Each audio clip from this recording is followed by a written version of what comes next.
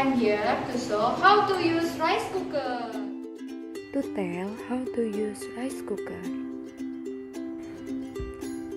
To use rice cooker.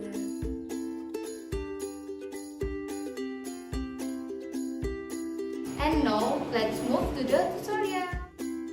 First, add the rice to the rice cooker pot.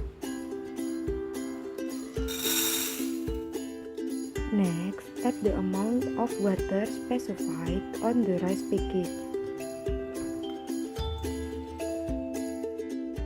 Afterward, put the rice cooker pot into the cooker unit.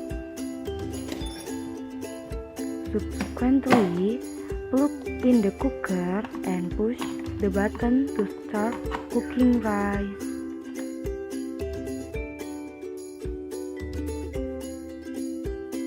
Thank you for watching, guys.